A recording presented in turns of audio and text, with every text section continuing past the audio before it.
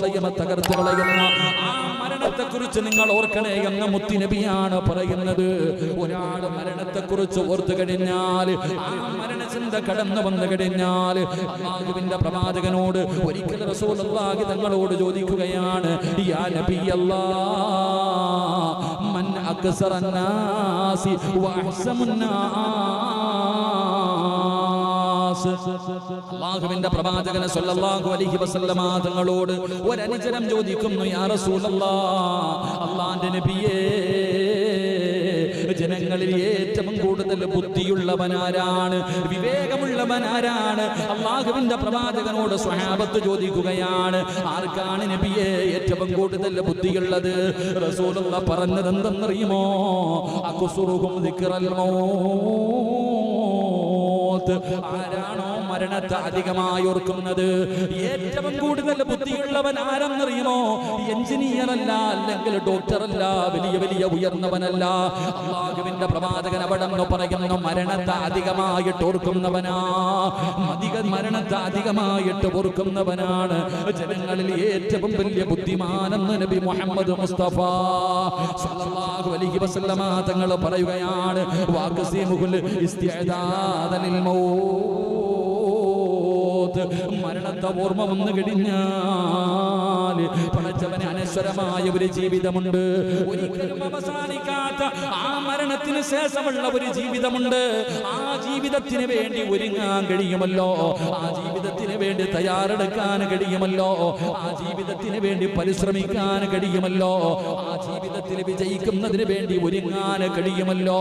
അതുകൊണ്ടാണ് പ്രവാചകൻ പറഞ്ഞത്, അവനാണ് ഏറ്റവും ബുദ്ധിയുള്ളവൻ എന്ന് മുത്തുനബി പറയാറുള്ള കാരണം അതാണ്. അതുകൊണ്ട് പ്രിയമുള്ളവരെ, ഈ ദുനിയാവിലെ ജീവിതം നശ്വരമാണ്. ഈ ദുനിയാവിലെ ജീവിതം ഒരു കൊതുകിന്റെ ചിറകിന്റെ വില പോലുമില്ലല്ലോ. അതാണ് മഹത്തുക്കൾ പറഞ്ഞത്, എന്റെ പ്രിയപ്പെട്ട സഹോദരാ, ഇത് യാത്രക്കാരാണ്, ഒരു വാഹനം കാത്തു നിൽക്കുന്ന യാത്രക്കാരാണ്, പള്ളിയിൽ നിന്ന് വരുന്ന മയ്യത്ത് കട്ടിലും കാത്തു നിൽക്കുന്നവരാണ്. അതുകൊണ്ട് ഒരിക്കലും ഇതല്ല യഥാർത്ഥ ജീവിതം. ഇനി ഒരു ജീവിതം വരാനുണ്ട്, ഒരിക്കലും അവസാനിക്കാത്ത ഒരു ജീവിതം വരാനുണ്ട്.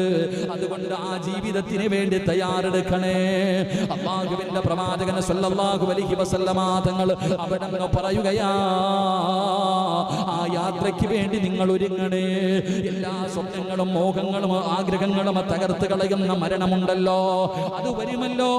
എന്തായാലും ഒരു ദിവസം എന്നെ തേടി അസ്രായിൽ കടന്നു വരുമല്ലോ, അത് തട്ടിമാറ്റാൻ എന്നെ കൊണ്ട് കഴിയില്ലല്ലോ. എന്റെ ഉമ്മയുടെ ഗർഭാശയത്തിൽ കടന്ന് 3 മാസമായപ്പോ അല്ലാഹു എന്റെ ജീവിതത്തിൽ അവസാനത്തെ ദിവസം എഴുതി വെച്ചിട്ടുണ്ട്. എത്രാമത്തെ വയസ്സിലാണെന്ന് എനിക്കറിയില്ല, എവിടെ വെച്ചാണെന്ന് എനിക്കറിയില്ല, എങ്ങനെയാണ് മരിക്കുന്നതെന്ന് എനിക്കറിയില്ല. അല്ലാഹുവേ, അത് പടച്ചറപ്പിന് മാത്രം അറിയുന്ന രഹസ്യമാ. എന്റെ മരണം പ്രവചിക്കാൻ ലോകത്തൊരു ശക്തിക്കും കഴിയില്ലല്ലോ, കാരണം അത് അല്ലാഹുവിന് അറിയുന്ന രഹസ്യമാണ്.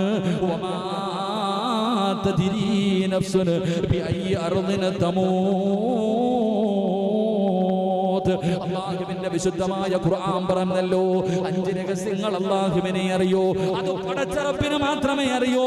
അടയാളം പറയാനേ എല്ലാവർക്കും കഴിയോ. ഏതാണ് 5 കാര്യം?